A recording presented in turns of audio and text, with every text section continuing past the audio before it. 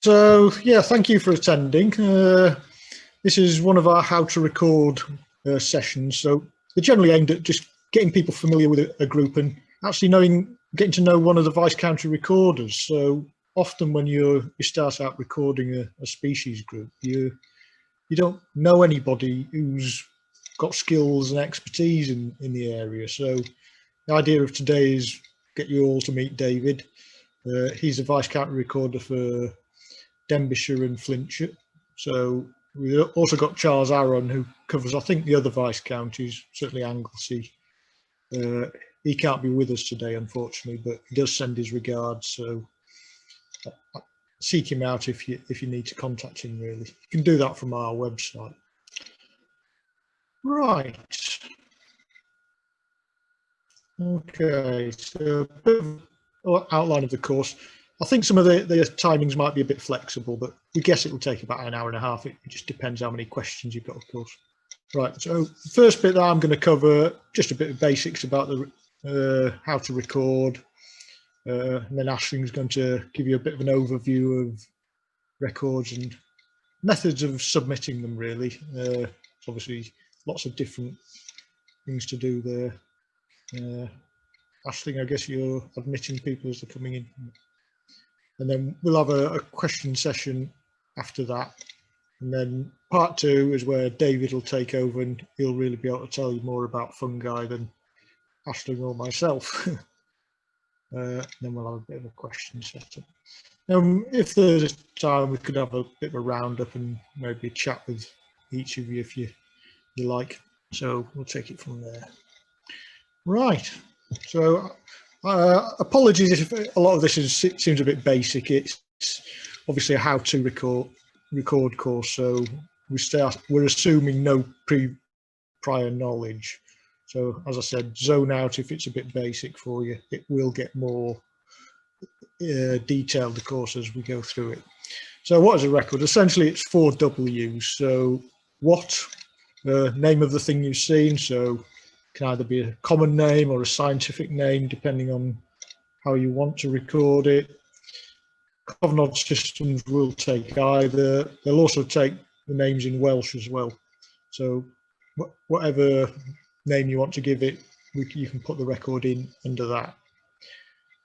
Where, obviously, it's very important to know exactly where you've seen your record. It makes it far more useful rather than just saying, oh, I saw a badger or something the other day over there somewhere. It's not a useful record as such. So think about what you name a location as well. So you often get people just putting my garden. Well, that's okay if you know where your garden is, but if somebody's looking at your records in, say, 50, 60, 70 years time, and people do, my garden's going to be fairly meaningless by then.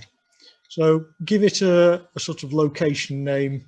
I think people generally like to go with what's on the 50,000 OS map, because that's a fairly static name on a map that you can get to. Obviously, a well-known reserve name is also a useful thing. So try and think about how you're going to give a location name. And then, of course, the dates. You can put dates in various different formats. Obviously, I've given 4 examples there. The ones on the left are far better. Obviously, a specific day, far more useful. But obviously, if it's something really common and you've seen it throughout the month of September, you might not want to put an individual record on for each day. It's fairly meaningless if, say, you've got house sparrows coming to your bird feeder every day of the year. You might just want to put them in at the month level and say, yeah, they come regularly, 1 record, September 2020, or something like that. Likewise, if you're decanting records out of old literature, you might not have a specific day. So you might want to put them down as autumn, perhaps even a range if you're not so sure. So just tailor your record to what information you've got, and always think of getting the best quality information that you can. And then the final 4W is the name. So always good to put a name to the person that's recorded it, even if it's not you, because it gives somebody verifying a record a bit more confidence in that record. So if it's somebody who's got known experience in that species group, the verifier can go, well, yeah, I'm not going to question that record. But if it was something really unusual by somebody the recorder hasn't heard of before, they might want to ask for further details. So worth doing that. Likewise, things like me as the name is not useful, so don't put that. I have seen it in the past, and yeah, it's way of annoying record center data managers like Ashling if you put me down. And anon, you can always use anon if it's a sort of literature record that you're decanting out of an old scientific paper, for instance, and they haven't specified who's collected that record. Right, so that's what a record is, essentially, fairly straightforward. And people often ask, well, why do you collect records? It's not sort of train spotting, stamp collecting, list making exercise. There's more to it than that. Although it is quite enjoyable making a list of what you've seen on the day out. So if you've got personal interest in the group, you might want to keep a little diary of what you've seen on a regular site that you're visiting, and great to look back and see what you found last year or 10 years ago, see how things have changed. Of course, we're collecting records these days primarily for conservation reasons. So if people find a rare species on a site, you might go, well, I've got to tell somebody about that. Otherwise, I don't know, they might plough up that apparently useless patch of grassland or plant it over with trees, for want of a better word, and lose any grassland species that might have been there. So yeah, it's good to tell people what you found, so it affects conservation really. And then of course the species atlases, BTO is a good example, breeding bird atlas. Without the records, that atlas simply wouldn't exist. And you've got dragonfly atlases there. So most of the species recording groups have atlasing at the heart of their recording plans, really.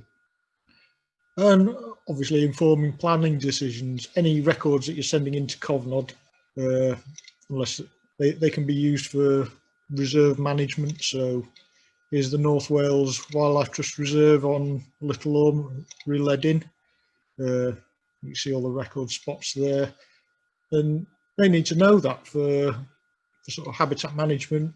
They want to make sure that they've got a nice up-to-date species list. And if you're just visiting that reserve and don't tell anybody, and there's a rarity there, they're never going to know.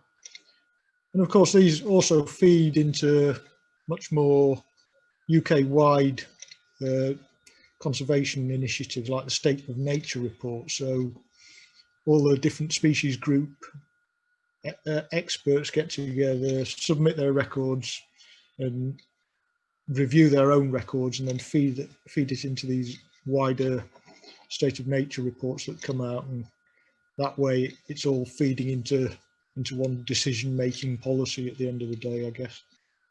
And of course it's fun. You can go out with a group of like-minded people, and it's a great learning opportunity. You're getting to increase your own recording knowledge, and not necessarily in the group that you've gone out recording either. So there might be people in that group that know about bees or fungi or birds, and it's sort of that knowledge diffuses into you at these events. So it's a brilliant opportunity. Right. So what to record? Well, yeah. My computer's going to wake up.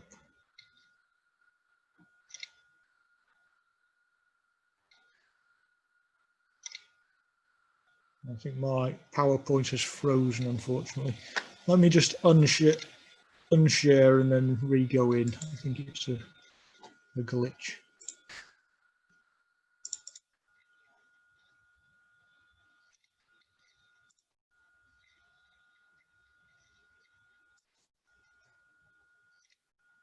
Okay.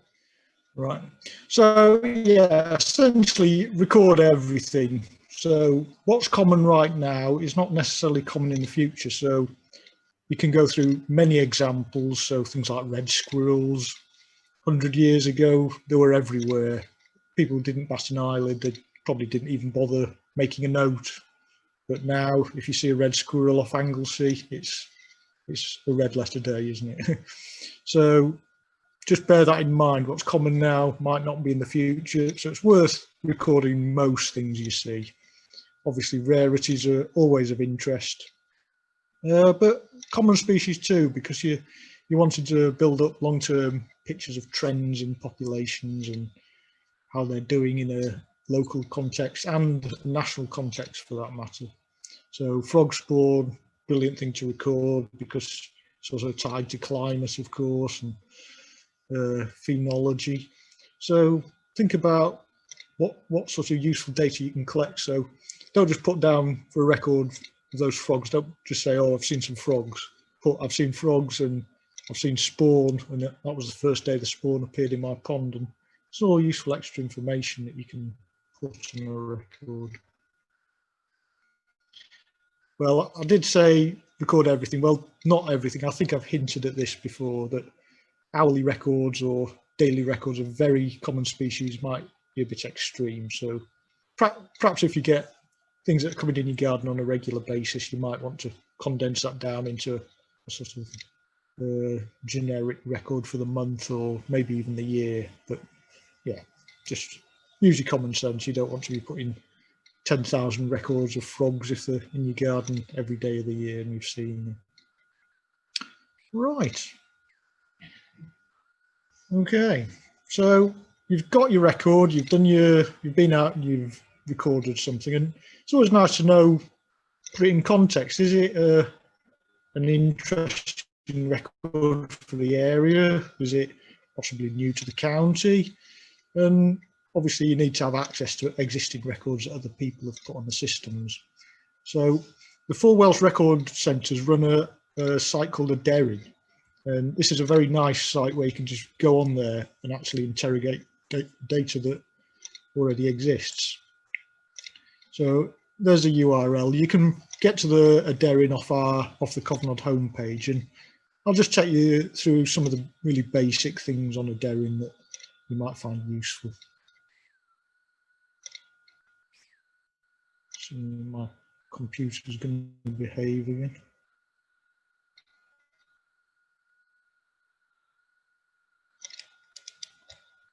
I've got an awful feeling my computer's trying to update itself and it's freezing.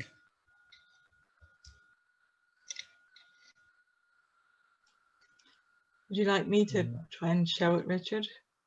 It should be all right. It generally catches up on itself, but you see my cursor's flickering a bit. Let me do that stop share and go back in. That sort of rectified it again. Sorry about this, folks. It's not happened before. It's one of those things.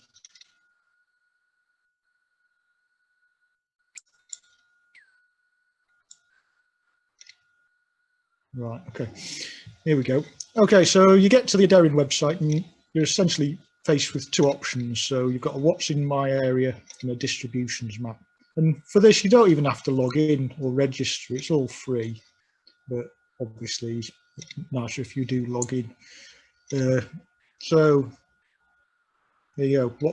What's in my area? You can select the 1 km square that you're interested in. It'll return all the records or all the species that have been recorded in that 1 km square. So that's nice if you visited an area and you would just want a sort of quick overview of what's there already, so you don't miss out on things. So you could go, oh well, look, this particular square, there's got kingfisher there. I'll keep an eye out for kingfisher when I visit. And likewise, if you've recorded something there, it's a quick way of just checking if it's been recorded there before. But obviously we don't have all the records on the LERC systems, so there might be species that aren't on the list but have in actual fact been recorded there before, but obviously it's a nice way of finding out quickly. And then you've got distribution maps, so you might want to see what's the Welsh distribution for red squirrel at the moment, or something more obscure like one of the wax caps, for instance. So do that. You can do it by group, so you can just see which areas are under-recorded for a certain taxon group, and that'll give you a nice map that's colour-coded. So you can actually target your recording to under-recorded areas to make it more useful. So there's an example, for instance. So that's the 10 km square map that you'll get. You can see there's gaps there where there aren't records for that group or whatever. I've looked at spies. I think this was done on a very test basis, so I have done more spider recording than that, in truth. But it's just an example to show you how it would look. And of course, there's other resources you can go to. So MBN Atlas Wales, that's another fantastic resource that you might want to look at. Similar to your Derrin system, it's a way of actually seeing what's already been recorded in an area. The two aren't necessarily the same, so you won't necessarily have the same data on both. So it's always worth checking just to make sure, because some national schemes share data with LERCs, but not the MBN. I guess the other way around too. So there's no one go-to place as such. But you can see the really nice portal on MBN Wales, see how many records are there and what's been accepted. So recording schemes, these are obviously at the national level, and there's a bewildering array of recording schemes. So I think in UK we're extremely lucky that we've got so many societies and groups studying different species groups. So I think if you can think of an obscure group, chances are there's a group of other people in UK that are also interested in those things as well. And if you go onto the Biological Record Centre website, they've helpfully listed all these groups that exist. So you can click on there and go directly to their web resources. And many of these schemes have their own mapping systems as well, and more information about the species. So you can go to a woodlouse recording scheme and they'll give you maps, and they'll give you ecological data about the species that you may not easily be able to find anywhere else. So that's a great resource, well worth going on to it and seeing what's out there. Okay, I think that's me done. I've pretty much covered the basics of recording in a very quick way. So Aisling will take over now, and she'll be able to tell you more about what she's going to talk about. Okay, I'm hoping that my internet connection is more stable than it seems from here. We'll see. Okay, so can you hear me okay? Yeah. Yep. Okay, so I'm Aisling May, and I manage the Cofnod data management team, which consists of myself, Jennifer Vidal and Catherine Moss, and you may have dealt with all three of us at various points in the past, and we manage the Cofnod database. Now I'm going to share my screen and open up my presentation now. There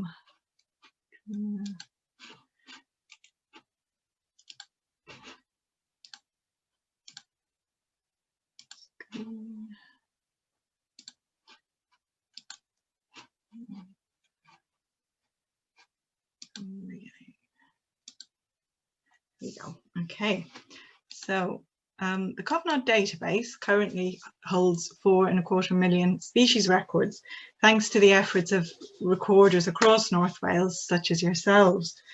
And it's increasing all the time. But I thought it was interesting to see what percentage of the database was made up of fungi records. And perhaps not surprisingly, it is a very small proportion, but smaller than really it should be. At only 0.43% of the Cofnod database, or almost 19,000 records. So it's worth me saying, which links in with what Richard was saying about the MBN Atlas and a Derrin, that there is quite a large chunk of data that we don't currently hold, which is records for North Wales held within the Fungal Records database of Britain and Ireland, and that's managed by the British Mycological Society. That is on the NBN Atlas, so if you are interested in distributions of different fungi species, it's worth looking at the NBN Atlas as well as Aderin, definitely. Hopefully this data will be shared with us at some point in the fairly near future. I know it's something that they have been considering, making more of their data available to the local environmental record centres across the UK. So hopefully over time we will come to hold this data. But I checked how many records were held for North Wales from this source, and there were about 12,000 records. So even with those 12,000 records, we're still looking at a very under-recorded species group in North Wales. So it's particularly important to encourage making and submitting of fungi records. Now, towards the end of last year, Cofnod and the other Welsh local record centres, we worked with local experts and plant life who have just set up a new project looking at wax cap recordings. And this will hopefully generate additional records too. And if you want to find out more about that project, you can visit the Plant Life website, and there's a link to their website at the end of this presentation, as well as the various other websites we've been mentioning. So I thought I'd have a look at where the fungi records we hold have come from, and there's two main sources. The largest number of fungi records come from a small number of specialist recorders, local experts, and very dedicated local fungi experts who share their records with us on a regular basis, including the county recorders such as David and Charles Aaron, but also other local experts like Debbie, who I think has joined us this morning as well, Debbie Evans, who specialises in rust fungi and grassland fungi. So these are all really useful local contacts once you get further into recording this group. Sometimes these experts lead fungi forays, fewer than usual this year, unfortunately, because of the current situation. But I know David's leading one in a couple of weeks at the Wrexham Industrial Estate. He might mention it later on, and we have details of that with the North Wales Wildlife Trust. There have been some specially commissioned surveys of grassland fungi in North Wales also, including as part of evaluation of agri-environment schemes.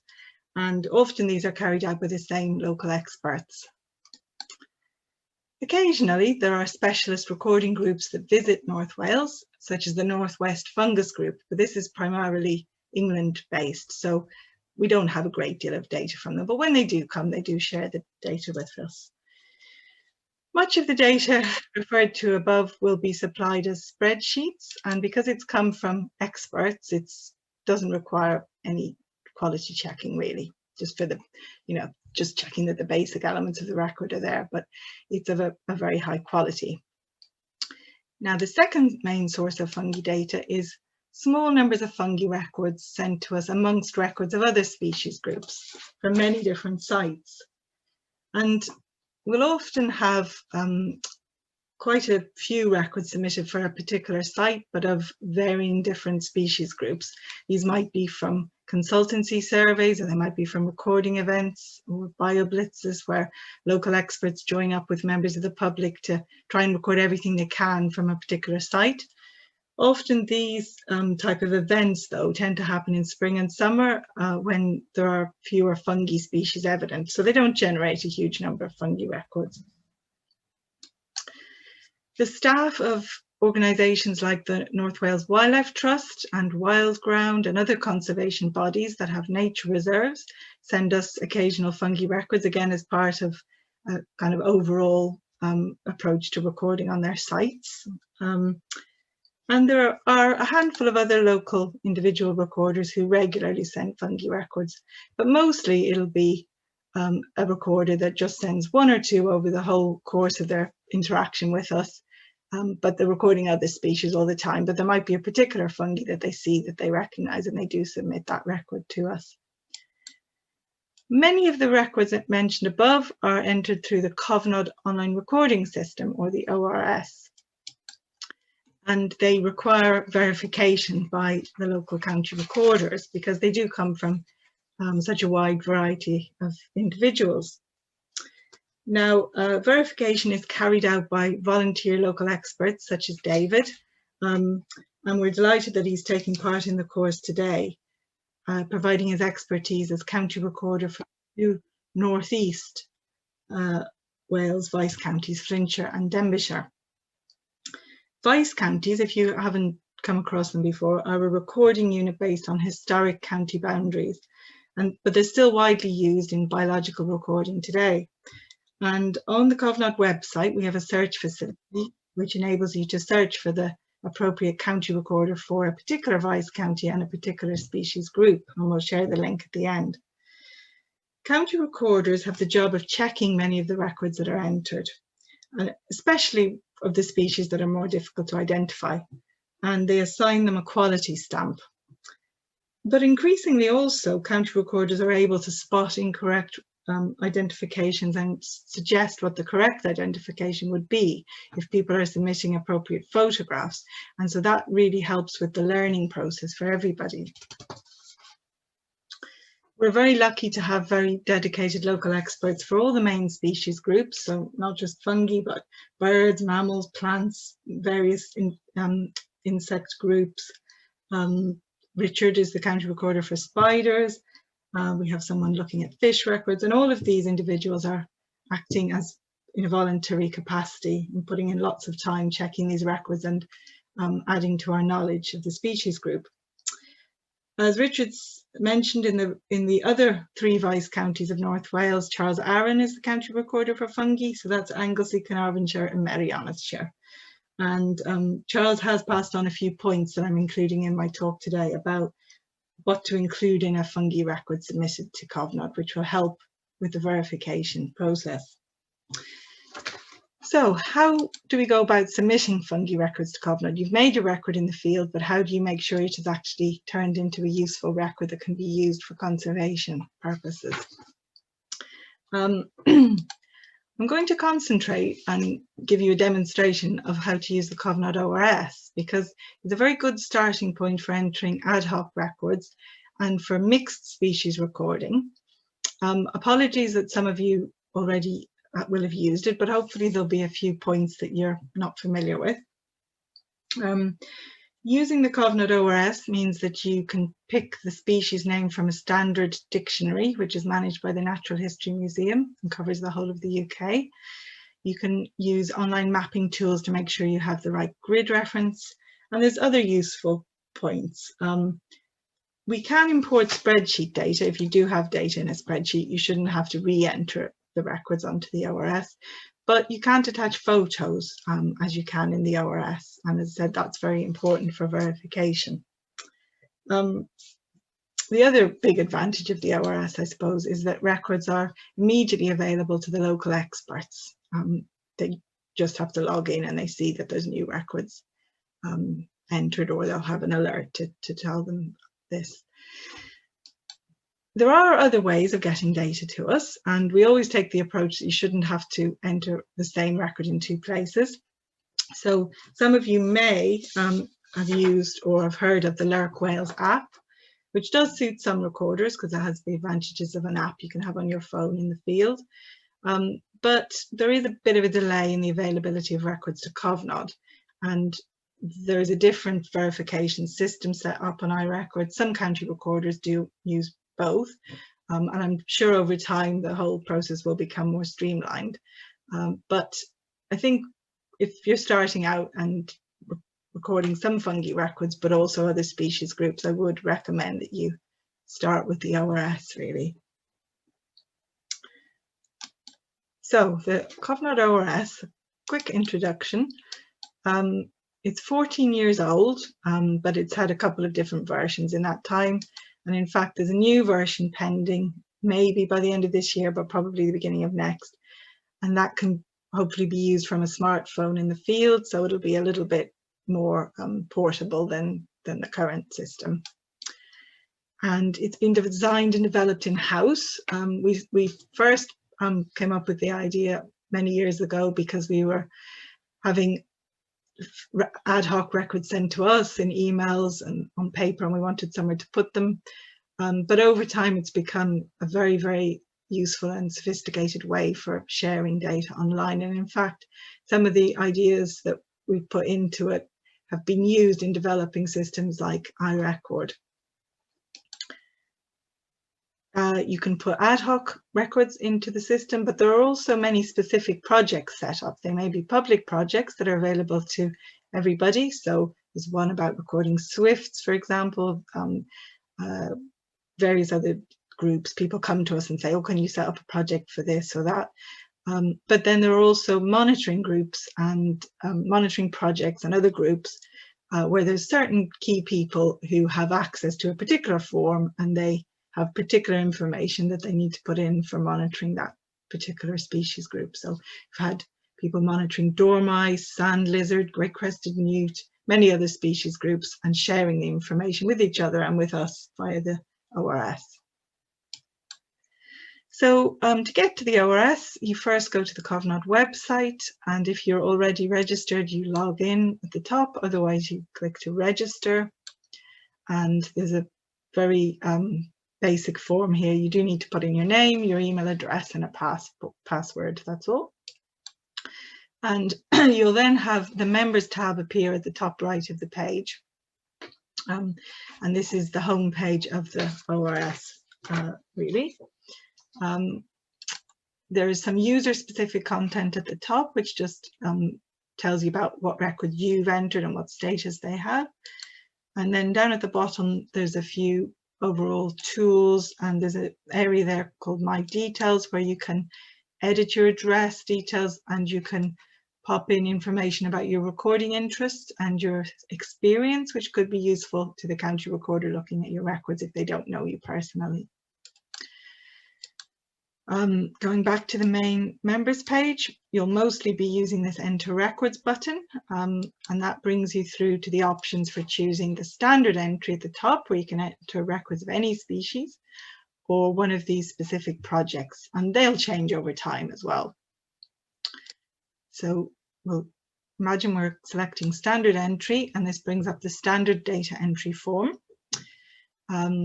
which has about 10 fields, not all of which are mandatory. The ones that are mandatory are the ones with the little asterisks next to the field name, just there. So the first bit that you need to do is select what species group you're recording for. So fungi, lichen and slime molds are grouped together in this. So you select that, and then you start typing in the first bit of the name of the species you're recording, and you can do this in English or the scientific name, or you can use the whole site in Welsh by clicking Cymraeg at the top, and then everything will work in Welsh for you. As I said, the English and scientific names come from the UK Species Inventory, and the Welsh names come from Cymdeithas Edward Llwyd, also managed in the same place now. We then have to put in our location details, so the grid reference and site name, and we can either put the grid reference in and click Find on Map to check it, or we can start with the map and use that to select the grid reference. You can search by a place name or a postcode. So this example, I've searched for Rhydymuan, and initially we'll come up with an Ordnance Survey map, but if you zoom in a bit further, you'll then get to an aerial photograph. And this is a 6-figure grid reference. If that's sufficient for this record, then I would just click on that little green plus there to put it into my data entry form. But I might know that I'd seen this particular fungus right under this particular tree there, and I could use the magnifying glass to zoom right in until I had an 8 or maybe even a 10-figure grid reference. So yeah, the 6 or 8-figure grid references, or even 10, are best for Cofnod purposes.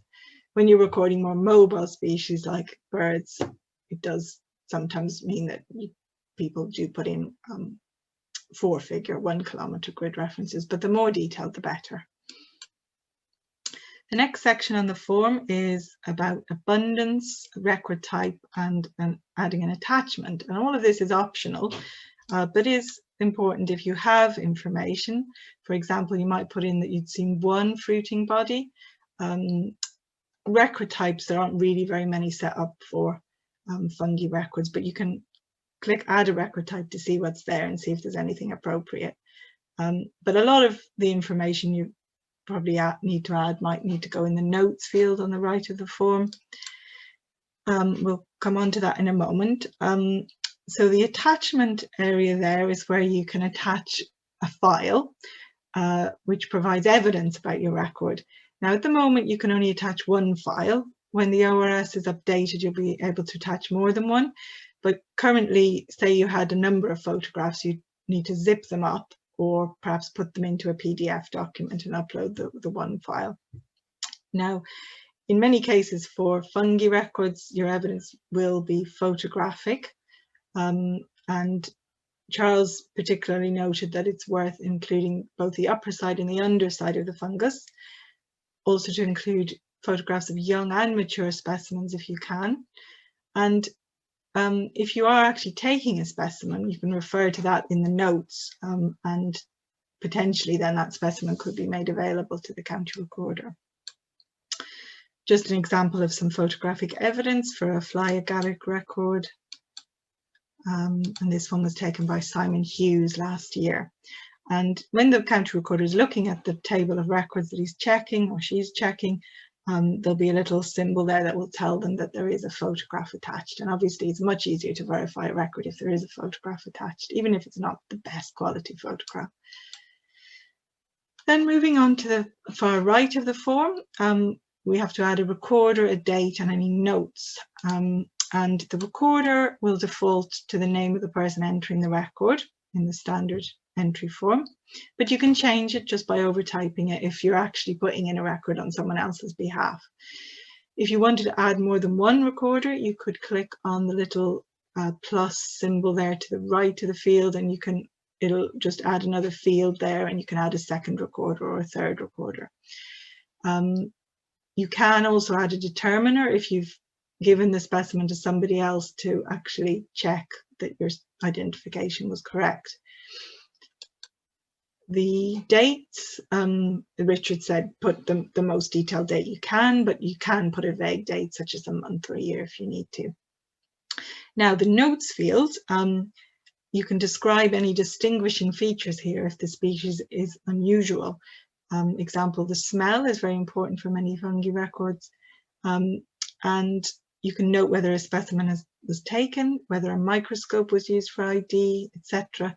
And also for fungi records, important to note whether there were associated trees or other species, maybe a wax cap that it was growing on a particular kind of grassland, maybe even what type of soil, acidic or basic, if you happen to know this. The final bit on the form then is the confidence level. And if you're not sure about your identification and you want to add the record and have the county recorder look at it, you can do that, but just put a low confidence level of 1 or 2, and this will ensure that the record is looked at. So you click Submit Record at the bottom left of the form once you've got everything into the fields above, and the record will then appear at the bottom of the page in a tab in a table of the records you've already submitted. Now you can have a look at it there, make sure it looks okay, and if you need to edit it, you will click on the little pencil symbol to the far left there. We've just had this help message pop up here. That's to remind me to say that these question mark symbols that you'll see next to individual fields and up at the top of the page, they are where you can click to get more information about how to fill in certain aspects of the form. But the pencil symbol allows a record to be edited only up until midnight of the day you've entered the record, but after that there's another way to alert us, and I'll come on to that in a moment. The bin icons, which are next to individual fields and at the bottom there, they allow you to delete the record or to clear individual fields as you're going through. And most importantly, these padlock symbols to the left of each field, you can lock the contents of a field to speed up record entry. So say you're entering 20 records from one site, the same site name, same grid reference, same recorder, same date, you would lock all of those fields, you would submit your record, and then you'll find that all that information is kept, and you just have to put the next species name in and the next and the next. So it really speeds up the process of entering a list from a site. Now, going back to the members area, you've come back into the system, maybe you've been using it for a few months and you want to view the records you have. You'll see next to the Enter Records option on this page, you've got View Records. Click on that to see what records you've already submitted. Now you'll get a couple of options here. If you've used some of the particular project options, you'll be able to select those. Otherwise, you'll just really have your standard data entry records. But you click what you want to look at. There's also a Select All button, and then you click View Records. And then you will have your tabular view of your records pop up. This is an example of some Swift data that's been put in. Now, I said that once you'd entered your record and midnight of that day had passed, you wouldn't be able to edit it. You can, however, come in here and add a user comment using this little speech bubble symbol, and you can put something like, realize the grid reference is incorrect, can you change it to this? And I'll get that email and be able to update the record. There's also a quick filter option next to the user comment button. And that would be if you wanted to view all records with a particular citing date, for example, or a particular species name. These are all Swift records, so that's already filtered to the Swifts, but you might have a big mix of species there and you just want to see all the records you've made of fly agaric, for example. So you then select that option from the list to filter down to just those records. There are also tools to map, download, and otherwise manage your records, and these appear on the top right of the page when you're looking at that View Records page. Filtering really allows you to filter in as much detail as you want to. I won't go into that further, but under Tools, you can map your records, you can choose to download them into Excel, and at the bottom there, you've also got List Unique Species, which is a nice way of having an overview on all the different species you've recorded in your data and how many records there are of each. Viewing records on the map, just to give you an example of what that looks like, and you can zoom in to get in more detail to individual records. And also you can see what the status of your record is on the far right of that table. You'll see all these little coloured circles, and that tells us what decisions that the county recorder has come to when looking at your records. So unassessed records are those that are of fairly easy to ID species. This is all based on national rule sets, and they won't have been looked at by a county recorder, but because there's a yellow light bulb symbol there, that shows that they are in use in our database. But then you have the green ones have been looked at, and the county recorder has said that they're correct, probably, or known generally if there is a photograph or some other evidence. If you had some that were known incorrect, probably incorrect or unconfirmed, that would mean that they're not used. But you can always then put a comment if you think that there is some additional information you want to share. And it's also likely that the county recorder may have contacted you and tried to find out some more details before they made their decision. The records are prioritised for checking by various factors, including how easy they are to identify, and also some automated geographic checks, and also temporal ones based on the time of year that species is normally seen. And also, as I said, if you put a very low confidence level, then the record will definitely be looked at before it's used. That's all I wanted to cover, really. There's some contact details here. As Richard said, if you want to find the contact details of the county recorder that's relevant, if you go to the Submit Records page, or the link is there under Recording, and there is a button there to send data to a local expert, and it says Find a local expert. So you click on that, and then you choose, in this case, Fungi, and you get the details of Charles and David. I don't know if we're doing questions now or further on, but we also have a page that we'll share with you which has various links to the organisations I've mentioned, the MBN Atlas, etc. Okay, stop sharing. Okay, thank you, Ashley. Yeah, a few quick comments that people put in the chat. I think Laura mentioned there about spore prints, and obviously that's an ideal photograph to attach to a fungus record there. One thing to say is that at the moment we can only take one attachment per record, but that's going to change, and we're going to allow you in new developments of the ORS to put multiple evidence, so you can put several photos, or even at the moment you can attach a video. So if you've got camera trap data, you can grab a little micro video of your polecat or whatever and put that with the record. And we can take audio files if it's a back recording or something like that. So don't just assume it's a photograph that you can do as an attachment. You can attach most sort of file extensions, PDFs, Word documents. So bear that in mind. Right, so unless anyone's got any pressing questions about either what I've said or Ashley, I think we can move on to David's presentation. Just a very, very quick question. Yeah, go on, Delith. You know, I've never used the ORS, but I have used the other one, the phone app. You know, it's like, but looking at the Cofnod ORS, you know, it's like in Ashley's presentation, that looks brilliant. You know, it's like it looks really, really user friendly. I will be using that. But you mentioned also, you know, about the adherin, and I'm a bit confused about, you know, it's like, what's the adherin thing then? Yeah, adherin, essentially think of it as a sort of umbrella display. So Cofnod only covers North Wales. You've got BIS that covers essentially Powys, and you've got a West Wales local record centre, and you've got a South Wales record centre. Now, all four of us have consolidated our data into one place, which is essentially adherin. So you'll be able to view the whole Wales data set.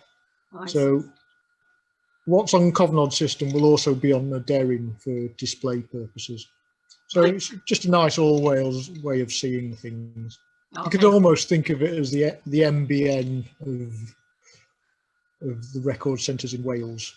Okay. Yeah, you can't submit records from adherin. That's what I'm saying. It's just to view the records. Okay. That's what I was a bit confused. You know, it's like, so I was thinking, oh, there's so many places you can submit records. Yeah. And it's like, the Cofnod one looks really good. Yeah. David also asked a question in the chat about Lepidoptera records, and yes, any Lepidoptera records that go into the Cofnod system are available to the county recorders. Andrew Graham, for instance. So you've probably seen Andrew Graham's fantastic Lepidoptera website.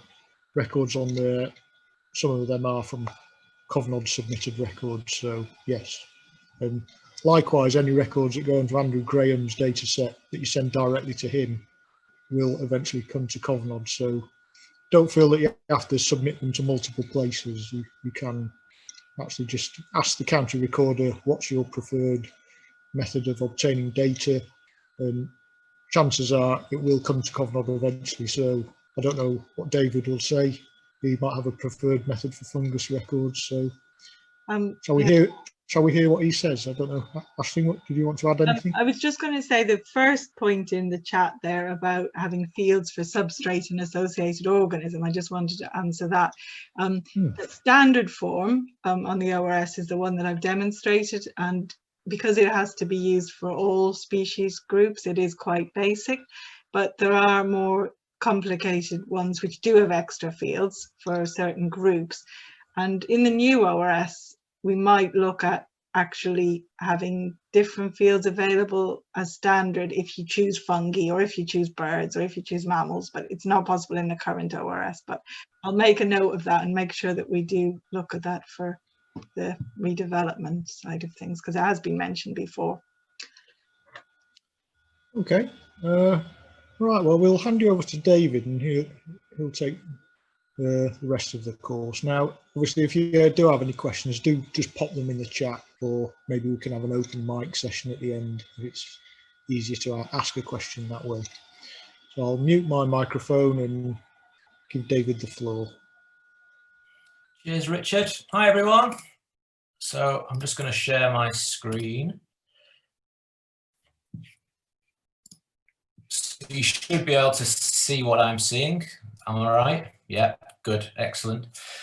It's weird having you all muted because it just seems like I'm talking to myself. And usually with fungi, that is true. So welcome to an introduction to fungi recording. So I'm Dave Winnard, and a little bit about me, for those of you that haven't met me. I'm just passionate about natural history, full stop. You know, I go out bird watching, I go out doing botany and moth trapping and things like that, but I trade it all in an instant for fungi.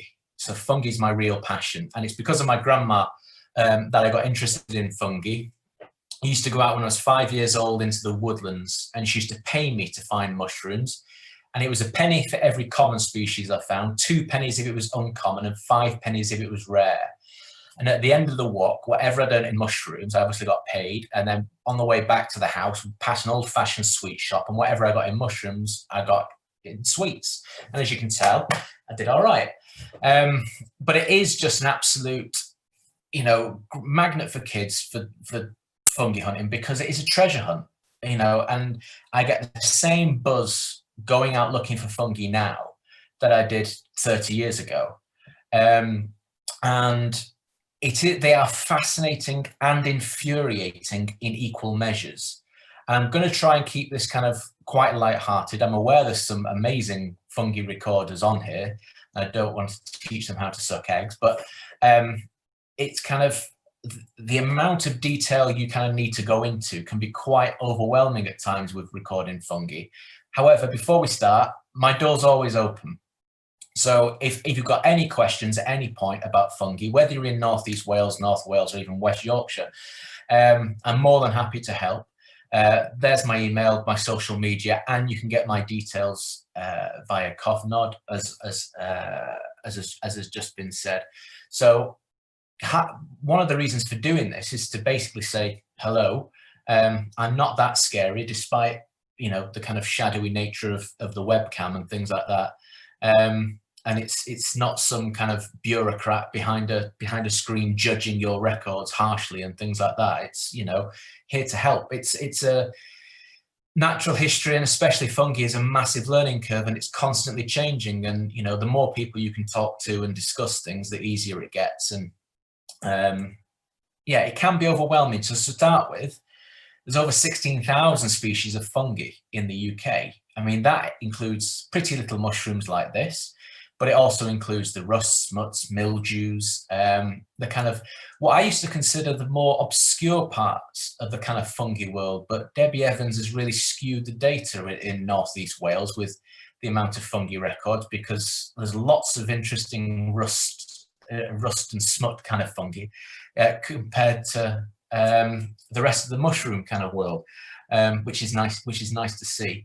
But basically, when we're recording fungi, if we take these kind of pretty colourful mushrooms, for example, there's about 4,000 species of mushroom alone in the UK. So we've got to get from 4,000 down to 1.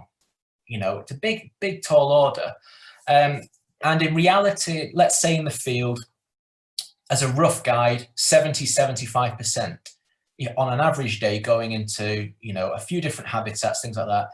That's what I think is achievable in the field, identifying. The rest of it needs to be looked at in more depth with either the aid of chemicals, microscopes, things like that. So if you're going out and you can't record everything, welcome to the club.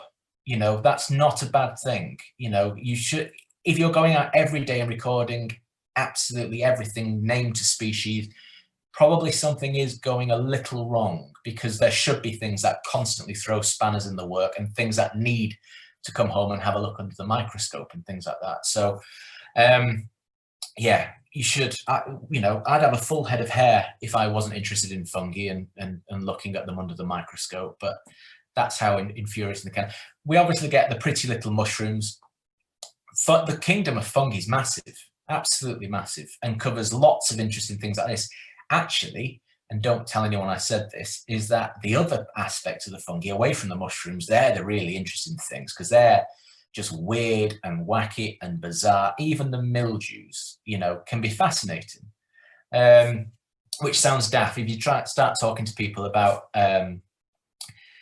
interesting mildews, they usually start looking at you very glazed and not that interesting. But if you're interested in your botany, then mildews, rust, smuts, things like that go really hand in hand. And if you can identify the plant, half the work's done immediately in narrowing it down to an individual species.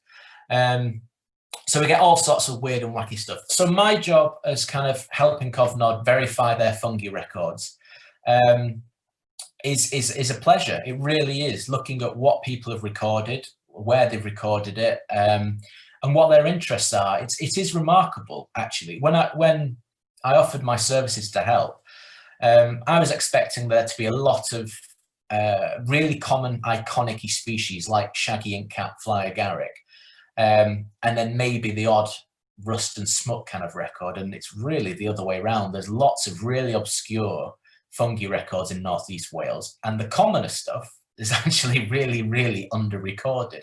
So hopefully over the next few years between us all, we can change that. And a lot of the time, you know, there are certain names that I see when I'm verifying records, and who am I to question them? And you can see by the way they've recorded, the notes they've made, the lengths they go to with their records. There's no reason for me to ever question them. You know, the habitat's right, the time of year, you know, all these things are right. They are probably correct. If I had a photo, then I could say it is known correct. But, you know, for using in the database, that kind of requirement's fine. There are occasional times, though, where I have to get in touch and say, that's simply not right. And Aisling, I think I messaged her the other day to say, there was a record of a shaggy inkcap. This is a shaggy inkcap, lawyer's wig sometimes known. And one of the most iconic species we have. And there was no photo attached, but I said known incorrect. And you kind of think, well, how, you know, such an iconic species, how could I even say, without even looking at the photo, that record is incorrect? You know, time of year was right, you know, the species, you know, all right. But the record was in the middle of the D estuary. Now, there are times where people, especially bird watching, use a kind of 10 kilometers square to cover the D estuary, which can be a bit of a pain because they're seeing things on the English side that then look like they're appearing in the Welsh side. And I thought maybe it's the case of that. Maybe they've just used a really kind of centralized grid reference and it looks like this mushroom's growing in the middle of the river. But the comment on it said, one, in the middle of the river. Now, either that's a fisherman who's kind of sailing along and just happens to see a shaggy inkcap that somehow was washed into the river, or it's not right. And it mentioned that the sighting was from the D estuary website, gave an exact date, so I can troll back through the old sightings, and it wasn't a shaggy inkcap, it was a shag bird. So half of my job is just making sure that these things are actually fungi and not, that record was legitimate, it was a shag, but it needs going to the bird recorder, not the fungi recorder. So sometimes, checking these records is as basic as that. Let's just make sure we're dealing with the right kind of species and where they should be. After that, it's, we're going to be talking about some of the things that I'd want to know about. But just to give you an idea, I mean, it was touched on before about how under-recorded fungi are in North Wales. I originally lived in Rochdale and moved over to North Wales a number of years ago now. And I thought North Wales would be absolutely hammered with fungi records. I thought there would be loads and loads and loads. And I'm surprised at how relatively few records there are. I mean, just under 19,000 was quoted. I thought it'd be much, much higher. So hopefully over the next few years, we can infuse everyone to go out and get some of these records and to show how under-recorded fungi are in North Wales in terms of most of the mushrooms. There are 59 records of the fly agaric on Cofnod. Now, I know how many of those records are mine, and I know one site over in Flintshire where the 8 records are from one site alone, recorded each year. So when you take those out, it's been recorded very few times, which we can either suggest that the fly agaric is an uncommon to rare mushroom in North Wales. It won't be. It is just massively under-recorded.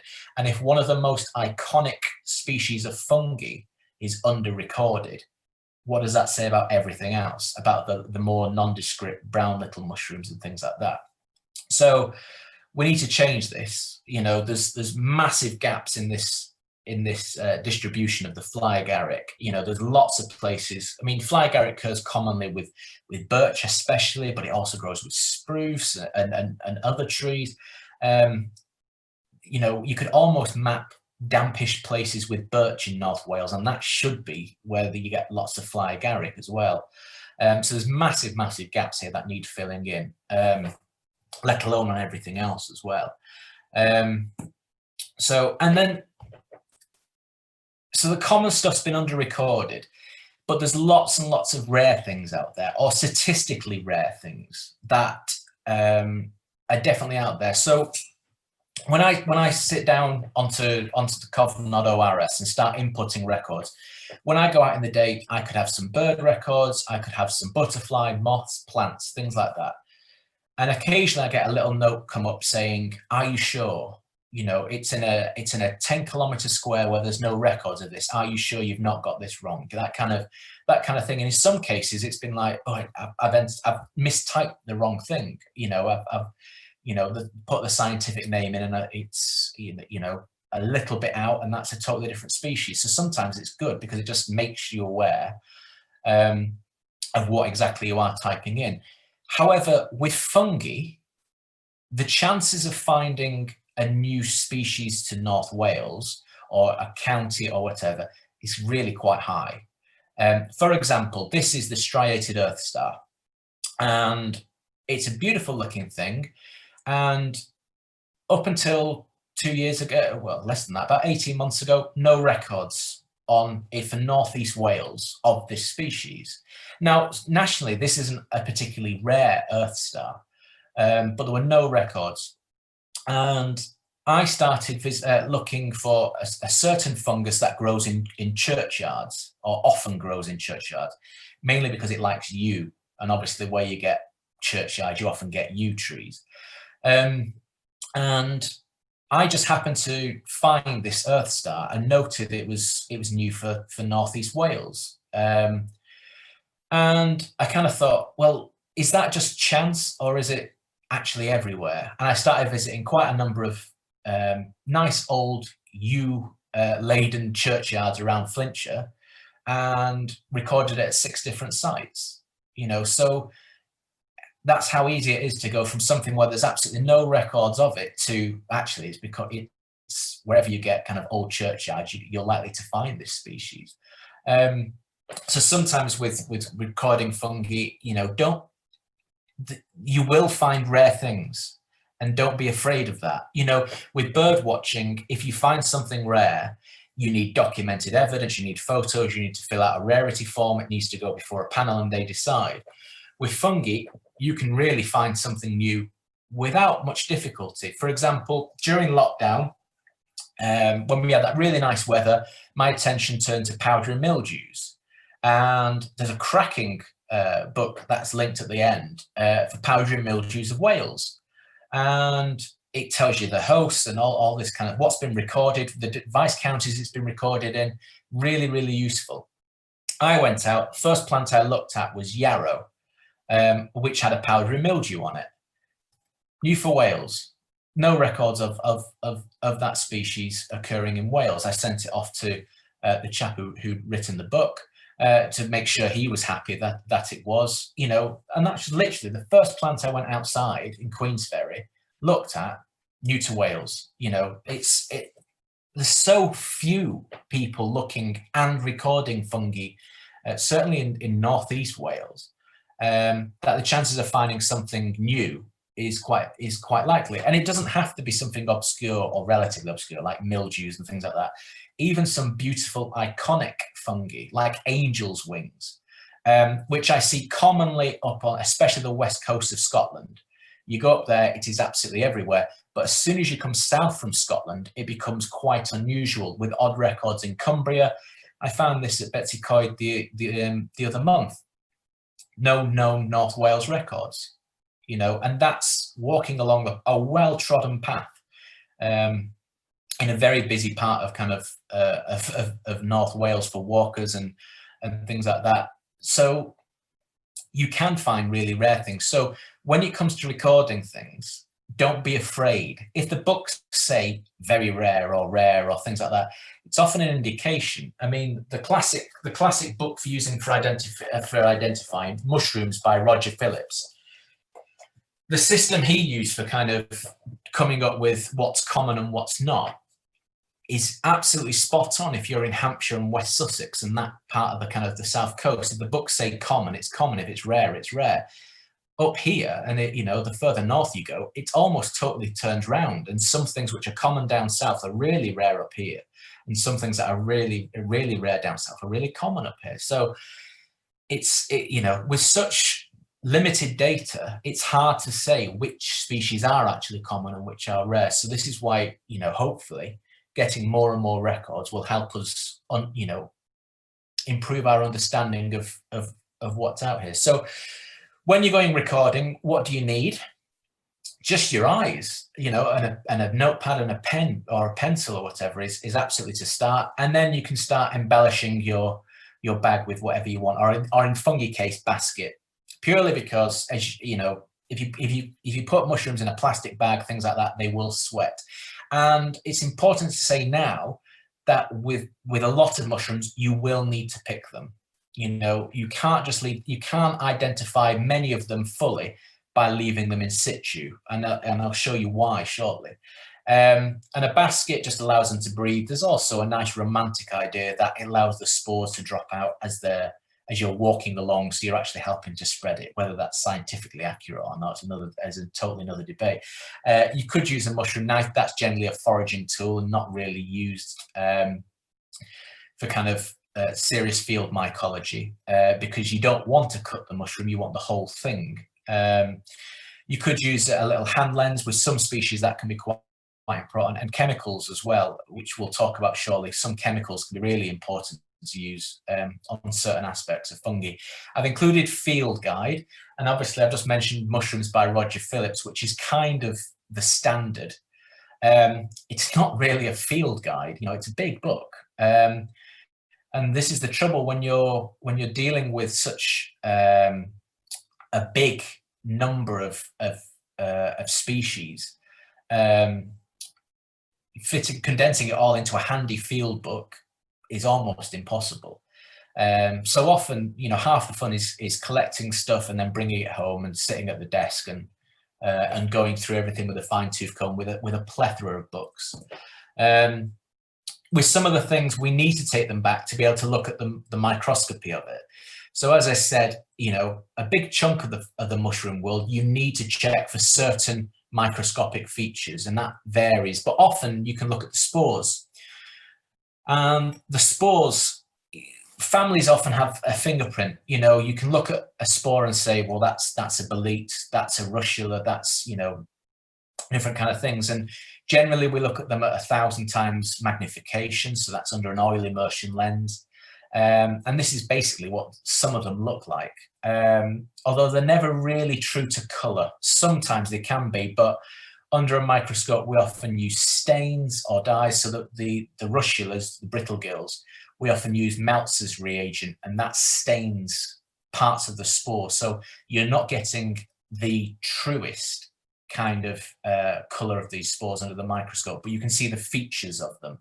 And in the case of the bottom right ones there, the brittle gill spores, the russula, sometimes they have wars, a reticulated kind of surface around them, and depending on how reticulated it is or not reticulated, or how big the warts are, that can be a crucial feature under the microscope. That in the field you could have 2 or 3 species that look really, really similar, but under the microscope they can vary wildly. So in some cases, if you're not using a microscope, there is a definite point of which you can accurately record species. If you haven't got a microscope, you're more than welcome to send, you know, I'm sure Charles would say the same, send us specimens and we will have a look at them and see if we can narrow it down even further. So if you're not comfortable or don't have access to doing microscopy, you know, I'm more than happy to have a go for you and help narrow it down. So yeah, spore prints were mentioned earlier. On the right there's a spore print that I've just put on a glass slide. And spore prints are really handy to do on glass slides for microscopy, because if they're light, you can just put them over a dark piece of paper or a book and they show up really well. If they're dark spores, then you can put them over a white piece of paper and see colour. Generally, spore prints aren't a magic bullet. What they do is they show you the colour of the spores, which can narrow it down to families. But I'm not really aware. I'm not sure if Debbie agrees with this. I'm not aware of any spore print that you can identify the species of just by looking at the spore print. You can certainly narrow it down to families. So some spores are white, some are yellow, pink, purpley, brown, olivaceous, yellows. You get, you know, lots and lots of different coloured ones. So the notes section, when it comes to recording on Cofnod, it makes my life easier if that is full of information. And when it comes to identifying species, it's very sensory with fungi. So it's not only what do they look like. Sometimes it's what do they feel like. I mean, some are really velvety and suedy, some are really slimy and greasy.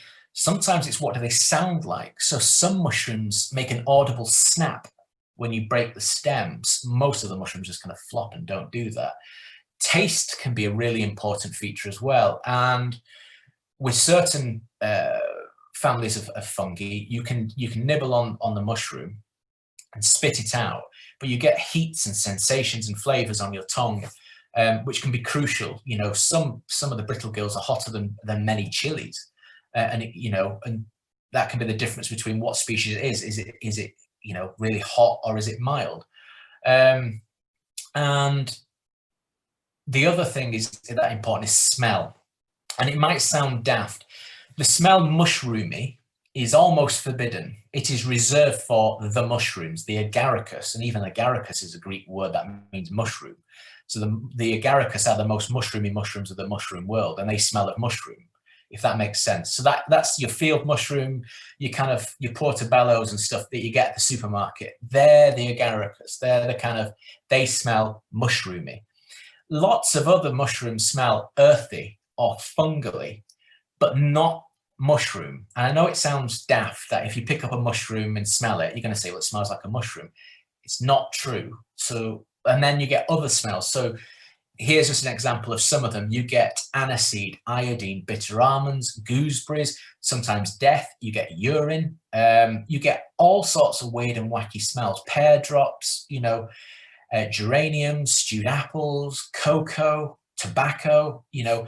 So when you're recording fungi, the first thing I do is often you smell the mushrooms, and more often than not, the smell's quite intense around the top of the stem where the gills join.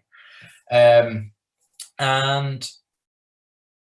yeah, so smell can be really important. So in the notes section, you know, if you say it smells of this or it doesn't smell of that, that can be crucial. The fact that it doesn't have a smell. And sometimes even if you just say it smells pleasant or unpleasant can be a real key feature. So yeah, that's an important feature, as is color changes. So this is the rooting bolete, and many of the boletes, which are characteristic because they have a sponge-like structure underneath rather than the conventional gills you get with mushroom, many of them change color. And depending on how quickly, what color, and whereabouts, that can be the crucial feature. So with many of the boletes, you need to cut them in half to see finer detail. And I mean, with one of them, you're looking for little carrot orangey spots in the base of the stem. The trouble with that one is it's often maggoty and often goes over very quickly. So actually when you cut them in half, you can't even see the bottom of the stem because it's just absolutely disintegrated and deteriorated and horrible. Which brings me, you know, I'm not sure if you agree with me, I'm showing you pictures of really pretty, pristine mushrooms. You know, as a recorder, what I should do is show you old maggot-eating ones, slug-eaten, with only half the mushroom left, and say, this is what half my life is spent trying to do, is identify these kind of things, you know, these pretty things, you know.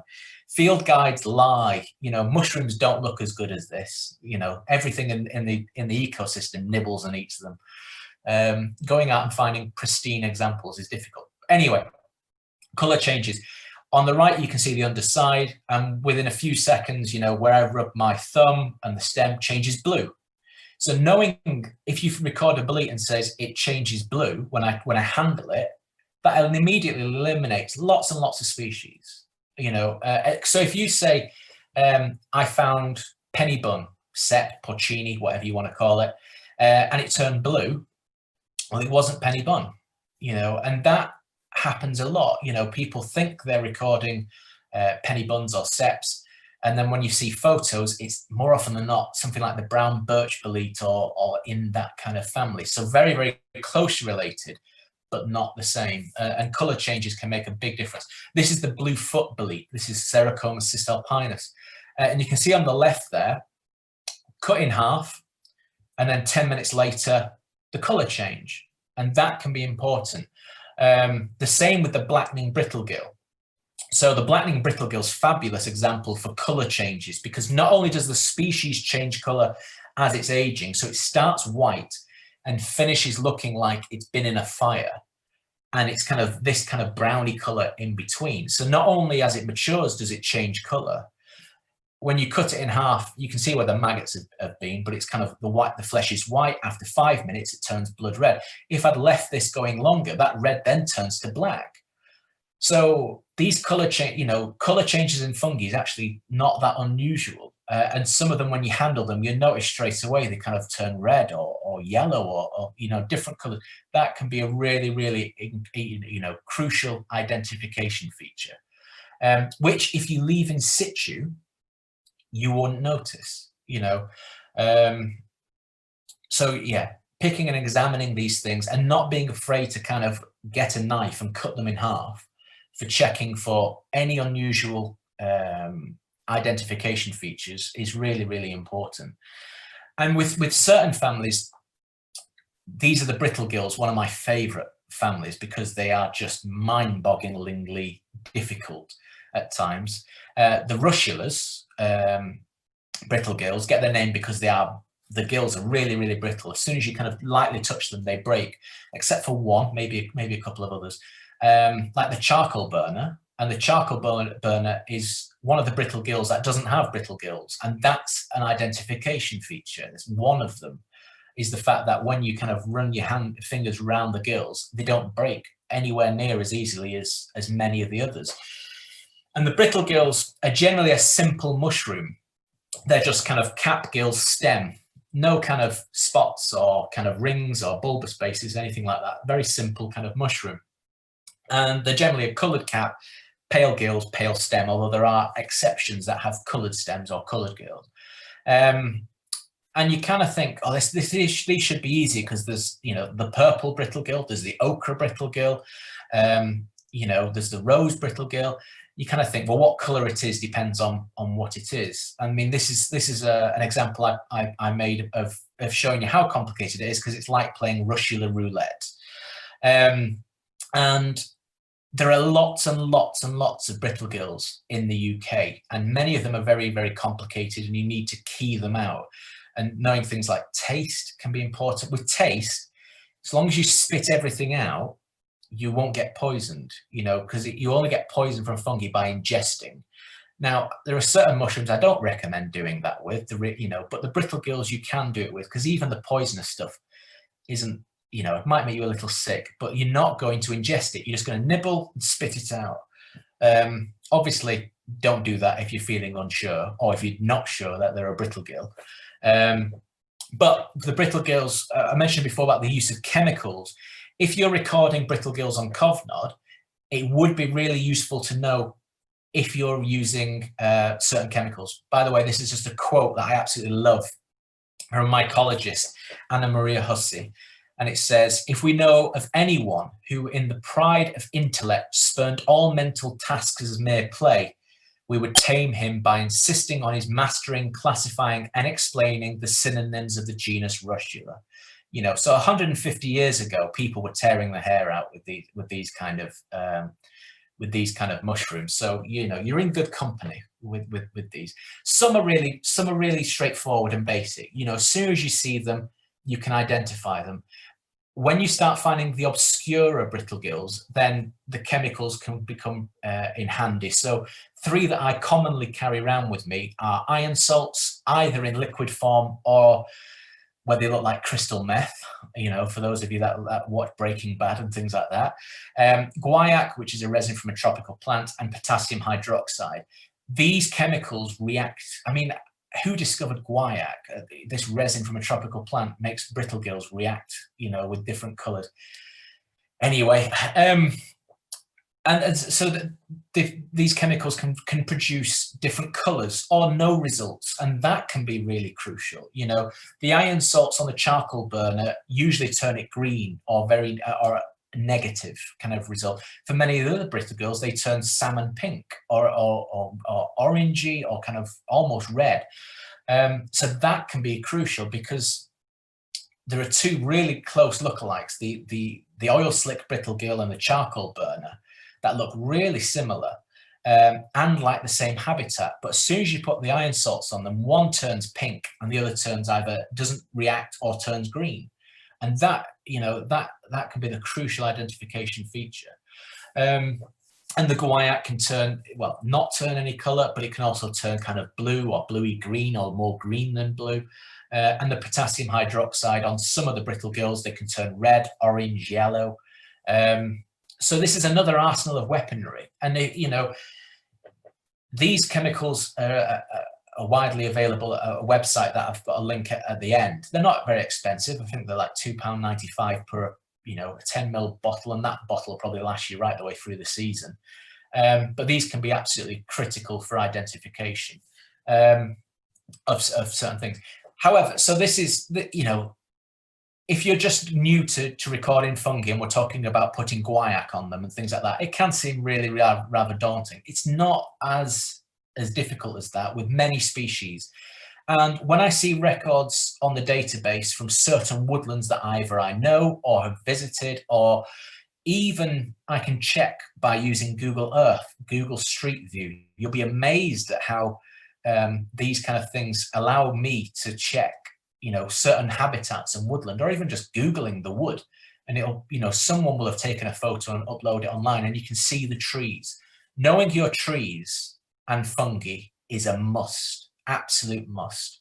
I mean, knowing your trees anyway is a must in natural history. Because when I go bird watching with many of my friends and they say that bird's in the tree, it winds me up no end. Because it's like, which tree? Is it in the sycamore? Is it in the ash? Is it in the willow? You know, let's narrow it down a bit. But as Debbie said before in the chat, knowing the substrate, knowing what the mushroom is growing with is important, because this is such a massive subject, explaining why fungi are growing with certain species. We don't have time for that. That could be a whole other thing we could do in winter. But whenever I go into a beech woodland, predominantly beech woodland, these are species that I commonly see in Northeast Wales. So if you go into a woodland that has got beech trees and you're recording this, there is absolutely no reason to doubt that's what's there. You know, these are really iconic beech, kind of not exclusively beech, but, you know, species we find commonly in beech woodlands. And all of these, with the exception of the charcoal burner, where you might want to just use iron salts just to make sure, you can identify them in the field. I mean, the hedgehog, the two on the right there, the wood hedgehog and the terracotta hedgehog, they have spines rather than gills. And they're this kind of terracotta, peachy, orangey color with usually white stems. They're so distinctive, you cannot get them wrong for anything else. So if you said you've been in a beech woodland and saw a wood hedgehog, there's absolutely no reason to doubt that record. You know, something would have to go catastrophically wrong for you to make that error. Although, you know, humans constantly surprise me. Me more than most, I think, with how wrong we can get things. But I suppose it's like seeing bird records in people's gardens and seeing records of blue tit, robin, wren. There's no reason to doubt that. You know, whether that person can actually identify a blue tit from a great tit, that's a whole other conversation. But on face value, there's nothing to doubt these records at all. And the same with grassland species as well. And I'm sure Debbie will know, there are some species you record more than others, and certain habitat, you know, grassland on limestone has chance of certain species that grass on acidic kind of conditions have others. But there's certain species that you see time and time and time again. In North Wales, one of the things that surprised me the most is lurid bolete. So back in Greater Manchester in the northwest, I only ever see this with trees. In North Wales, I see it frequently in grassland, and that's because one of its hosts can be rock rose, which, you know, back in Rochdale we don't get rock rose, but in North Wales it suddenly becomes from what I know as a woodland species to a grassland species. So again, there are certain species that when you record in grassland, you're just going to record very, very similar things. And same with coniferous woodland. You know, if you send records in from coniferous woodland, there are certain species that you're just going to record all the time you go out. Some more than others and things like that.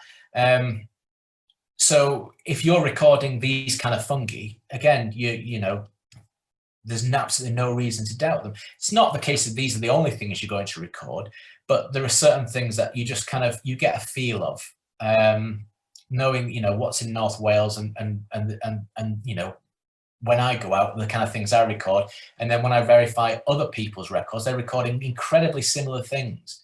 So you know we're kind of all barking up the right tree. But like I say, it doesn't mean you won't find something rare, and there will be loads of really unusual species in North Wales yet to be discovered. It's such a vast area with so few people looking, relatively. You know, it's not like birds, where birds are so well recorded that finding something unusual is difficult, because you're going to have to get up earlier than a lot of people and visit, you know, some of the key reserves where these rarities are likely to turn up. Like I say, you could go out your door after this talk and find something new to Wales, even new to the UK. You know, it is possible.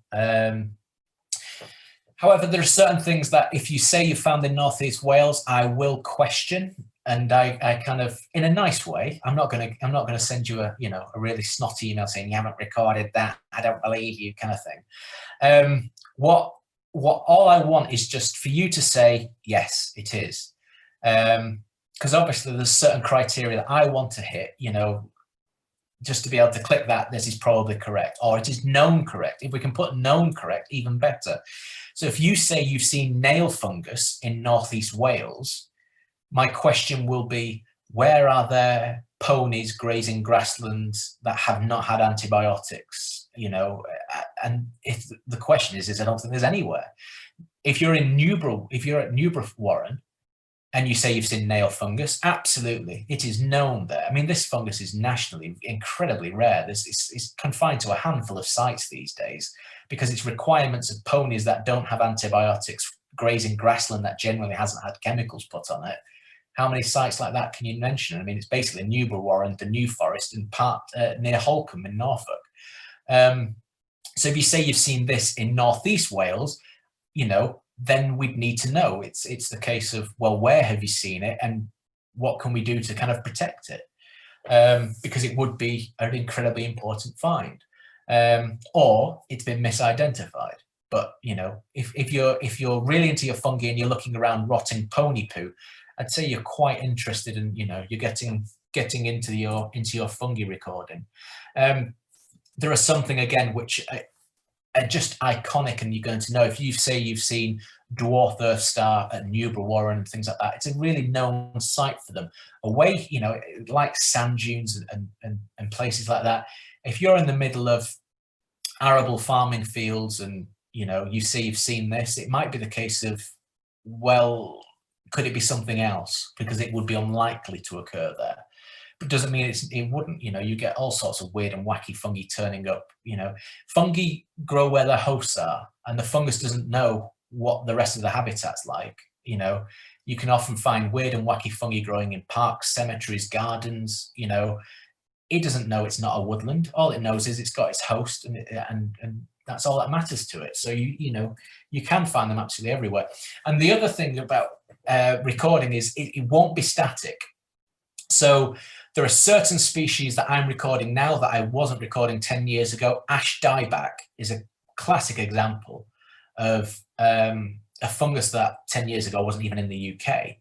Now it's everywhere. You know, statistically, it's going to, if we were to record every single fungi we found when we go for a walk, ash dieback is probably one of the commonest. And like I say, it's not static. So this is cobalt crust. And this engulfs kind of decaying wood, often ash trees. Certainly in the northwest, whenever I've seen it of England, it's always on ash, although it's not exclusive on ash. And obviously, as ash dieback takes over, and there's going to be lots more rotting ash lying around, this fungus could become really, really common all of a sudden. So it'd be nice to actually be able to monitor that increase with this fungus. And as all that ash rots away, and we're left with much lower population of the ash that was there in the first place, then you're going to get this sudden, you know, increase of it's really common, and then it's going to become really rare again. So it'd be nice to be able to map that kind of thing with things like this. And often when you mention crust fungi, again, you get this glazed look in people's eye of people not interested. But crust fungi can be absolutely beautiful to look at. I mean, it's cobalt blue for crying out loud. What's not to love about that? So if you want to attach photos to Cofnod to say, I think this is this. If you want to, you know, attach photographs of being able to identify, then these are the kind of pictures I get. That's the most common question I get emailed is, do you know these are edible? And obviously, you know, I'll put my hands up and say, I enjoy foraging. I teach foraging. And I think foraging could be, is an interesting way of getting new mycologists involved, because the amount of people who are just interested in fungi, it seems quite few. The amount of people interested in foraging is quite high. And what I spend half my life doing is trying to convert foragers into field mycologists to record everything. You know, if they're going to collect a few porcini while they're out recording, fine. But if they're recording lots of other species as well, it's a good trade-off. And so I get sent pictures. This is one that was in my email box the other day. Do I know what these are? Well, this is like taking the picture of the top of someone's head and asking, who's this? You know, like we said, there's 4,000 species of mushroom. Give me a chance, you know, do some, you know. So when we're photographing, what we want is, you want a picture of the cap, you want a picture of the gills, the overall. Then I need you to note color changes, smell, things like that. And, you know, certain species, that's not relevant. Certain species, it is relevant. So if you can try and get that in one image, that's great. It'll be great when Cofnod, with a new system, I was excited with that. Being able to upload more than one photo would be incredibly useful for fungi. In the meantime, you kind of, you know, zip them, put them in a folder, or even just email them me. You know, you're more than happy to do that. Generally, when I take pictures of fungi, this is the kind of thing I do. I usually carry around, you know, quite a lot of equipment, photographing them in the field. But I photograph them on white backgrounds, and that allows me to kind of, in Photoshop, put species that might look similar side by side, and you can compare and contrast really easily. But it also, you know, that's the detail that I want. And I'm not saying this is, you know, you need to produce this exact thing. But basically, you know, if you can lay all the mushrooms down on the ground, and with one upside down so I can see the gills, one with it so I can see the cap, and then a profile one and one in half, perfect. I then got information of what the species looks like to be able to help me verify it or even identify it. You know, if one thing that I want people to do is add records. And if you're not confident you've got it right, please email me. you know, because I'd rather that between us, we can say it is that and then get it uploaded than these things just, you know, you see things and think I'm not going to be able to identify it. And then a perfectly good record's totally disappeared from the ether. You know, please, please, please, that's what I'm here for, is to try and, you know, boost the numbers of records and improve our knowledge of what species occur in Northeast Wales and North Wales as well. So things that, you know, and you can do that, absolutely fantastic. So books that I like, obviously I mentioned Roger Phillips. You can get that for about 15 quid on Amazon. The Collins Complete Guide to Mushroom and Toadstools. Toadstools a dirty word. Doesn't have any biological meaning really, and it kind of underpins our British attitude towards being kind of scared of these things, and mushrooms are good and toadstools are bad. You know, it's nonsense. But anyway, I really like that book because the other fungi, so the mushrooms, Roger Phillips' book's really, really good. The other fungi, the kind of crusts, brackets, the Collins, the blue one, that's really good. There's also the Collins Fungi Guide. Now, I really rate the Collins guides. The bird one's fantastic. So is the tree, the butterfly one. The fungi one I have a lot of issues with, mainly because many of the artwork just doesn't look like the real thing, but the text is good. So whenever you're identifying fungi, use multiple sources, you know, because I've got some books that really, really contradict each other, you know, and it's when you start looking at a couple, you think, okay, I know what I'm dealing with now and know what I'm looking for and things like that. I will mention apps. There's a really big push in the last kind of year or two for people using apps to identify fungi. I've not met one app which is any good at all for fungi. Plants, it seems like they're getting there or thereabouts. I have an app that I use for house plants, and it's really, really good. You know, when you go around to someone's house, you can, you know, tell you what it is, because often we have house plants that can be really obscure, you know, species you never heard of. For fungi, no, we've tried loads of them on really iconic, basic species, and it gets, you know, they very rarely get it right. You know, Charles, you know, briefly touched on this in what he corresponded about. You know, mushrooms start, you know, looking like one thing, then they mature and they look like this, then they go over and they look like this. When they're wet, they look like this. When they're dry, they look like this. It's a lot to take in, and it's why learning fungi can take often years. You know, plants are you know, I'm going to annoy the botanist now. Plants are pretty basic. The plants always look like they should. You know, whether as they grow, the leaves always still look like what they should do. With mushrooms, even within a species, they can vary wildly.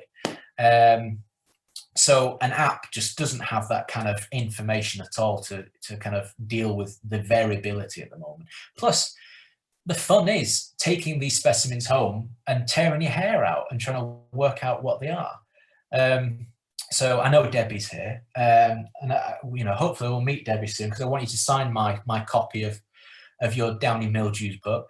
There are some great resources to use. So there's a link here that'll take you to be able to download the powdery mildews of Wales and the downy mildews and white blister rusts of Wales. They are fantastic. You know, Debbie, you should be really proud of this. It's absolute game changer in terms of being able to record these kind of species, because for years and years and years, when I was growing up learning about fungi, you know, these kind of things were the dark art, you know, because you need really specialist books to be able to identify them. And these books are fantastic, because if you can identify your plant, that's half the work done, you know, and in some cases, that's all the work done, because some of these mildews, you know, there are some species that only occur on one host, you know, and if you can identify the host, you can identify the individual. With others, you might get 2 or 3 or 4 kind of mildews on a host, but at least you've narrowed it down straight away to only that.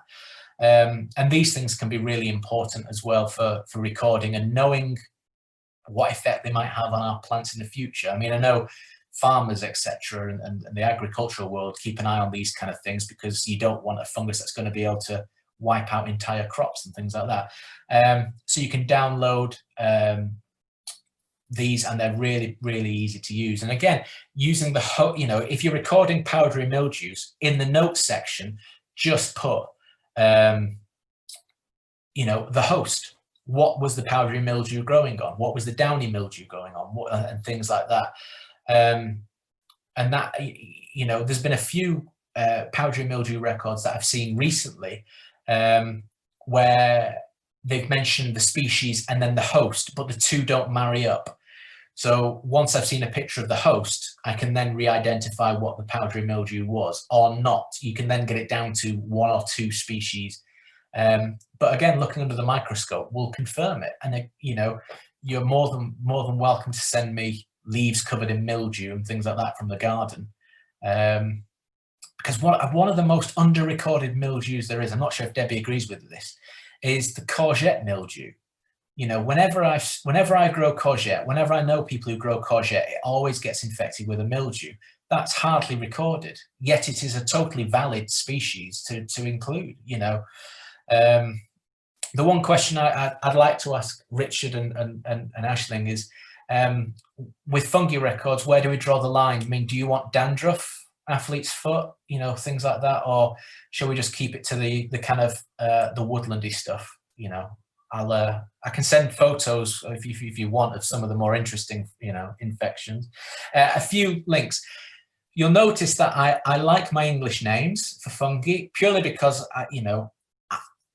I want to engage as many people as possible with fungi. And when I was young, I often found the scientific names, you know, with Latin and Greek and things like that, can be quite daunting for beginners.